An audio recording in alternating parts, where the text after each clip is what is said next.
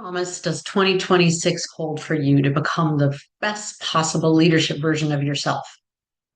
I'm Suzanne Elnagar, executive coach and founder of Vantage Shift.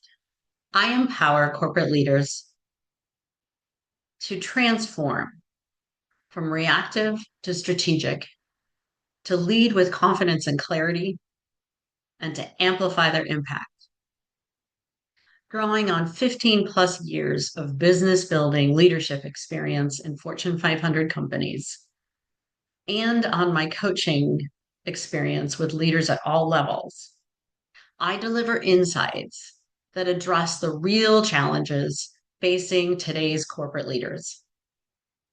The constantly changing business environment, the crushing expectations to do more with less, and a challenging environment for making career transformations and for advancement.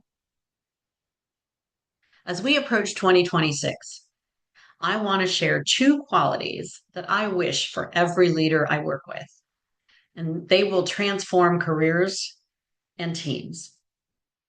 In this video, I'll examine trust and self-worth and provide practical tips for embracing those qualities.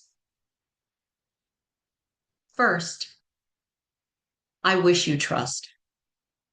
I'm talking about the two-way street of trust in which you believe in yourself, and that extends to your team, and the trust that you have in them and they have in you.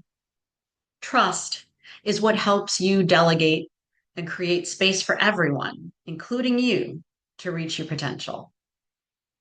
Generally, if someone is secure in their own skills and talents, then they tend to be better equipped to let others just do their own work. The opposite is also true. From my experience, I've found that the micromanagers I've been forced to work with were the ones who lacked the capability to do the job they found themselves in, or they lacked the imagination or the foundation to allow others to work in ways that were different from how they would have done it. It was their way or the highway. The leaders I worked with who had confidence in their own skills and ability to figure it out were also the leaders who allowed me to work in the way that made sense to me. As long as we were working towards the same goals and working productively together, the path there was less important than the outcomes. There's a return on investment for the work that you've done to be a good leader and to train and support your team. That return is the support that your team can provide for you, such as being a source of motivation. When you've offered positive energy to your team, it's reflected back to you. When I was experiencing tough times as a leader, my team members offered not just encouragement, they even temporarily took parts of my job so that I could concentrate on healing. The energy and cheer I customarily brought to work was returned to me exactly when I needed it. Next, working on autopilot. You've done a lot of work to onboard, train, mentor, and empower. Once your team completes that learning, then you'll find that they not only work independently, but they'll have a sense of when they can make decisions on their own and best ways to keep you informed and when it's time for a discussion. They can act as accountability partners. When you've cultivated trust and the whole team is working well together, they'll hold each other and you accountable for deadlines and goals. They'll see that accountability is not a detractor, but it's a way for everyone to shine. And finally, they'll become cross-functional ambassadors and your champions. Your leadership is reflected in your team's growth. And as they work well together, they'll extend those work skills to how they work with colleagues on other teams.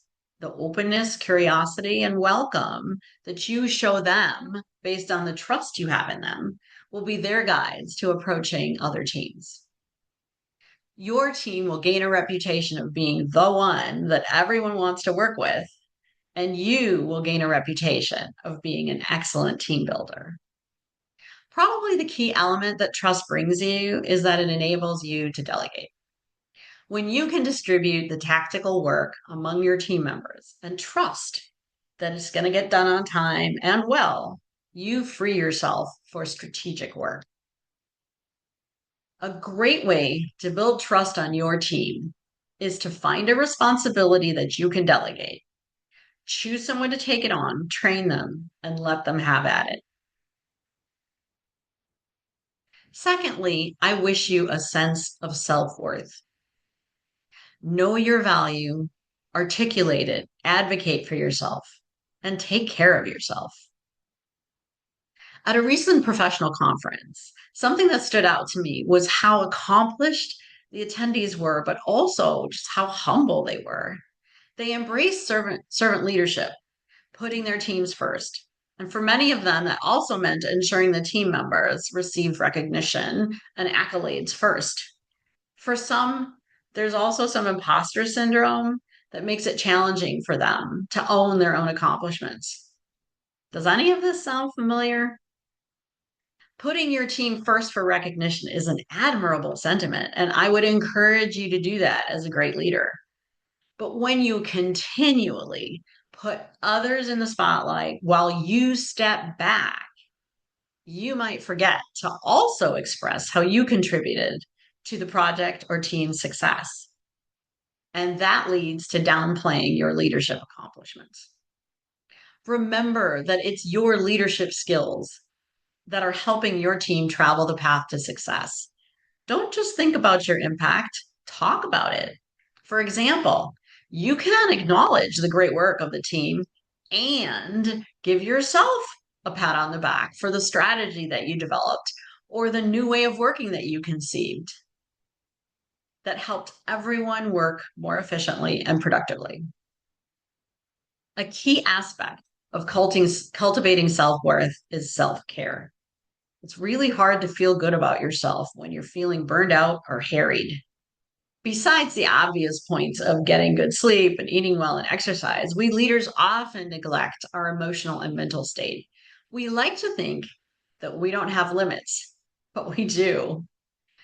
I've written about 2 ways that you can safeguard your own limits and boundaries, and I'll share them here. One is saying no, and the other is how to respond to unsolicited advice. First of all, for me, setting boundaries had been about redirecting my emotional energy. Rather than seeing setting boundaries as cold and unfeeling, I now view it as stepping back to allow myself some space to think about the best way forward. Sometimes the best way forward after I've had a think is to say no, but it might be not no forever, but just not now. Or maybe it's let's do this, but let's do it differently. If you're worried that setting boundaries is going to upset people, keep in mind that often people just want to be heard. If you first allow someone to have their say, then it's much easier for them to accept your response. Sometimes someone may feel that their request is urgent, but after talking about it with you, you can help them see how it actually can wait. That's a win for both of you as you get the time you need and they calm down. Now, about unsolicited advice. Advice dispensed without you asking for it is usually more about the advice giver than it is about you. Now, if someone is both 100% vested in your success and an expert, then you can devote some mental space to what they have to say. But for most of the other unsolicited advice that I've received, I've developed a few coping tactics that I've found to be successful, and I'll share them with you. First of all, nod and smile. This is the quickest way to end the conversation politely, and it's best used in low value conversations. If you feel as though you have something to say or you really need to say something, just make it something innocuous like, oh, I hear you. Curiosity. If you want to discuss or need to make someone feel as though you aren't dismissing them, like with a higher up, then ask questions. But ensure the questions are open-ended and non-judgmental, such as, oh, that's interesting. How have you applied that principle? You may be surprised to find a useful nugget in the response, and the advice giver will be satisfied that they have dispensed their wisdom. This tactic can be a little controversial, but it works if you do it properly. And that's agreeing, sort of. This method requires you to respond in a way that kind of sounds like agreement, but it doesn't lock you in. So, for example, maybe you've been advised to hold a large meeting, but you think a small meeting needs to be held first. You can say something like, I agree with you that we should have a meeting. How about getting the subject matter experts together first so they can put together a first draft, and then we can take that draft to the larger group? See how you've agreed, but you've done it in a way that opens the door for a compromise or a better way. I encourage you to do this to focus on your value. Document your wins and impact for a quarter. Then use that document when negotiating or discussing career progression.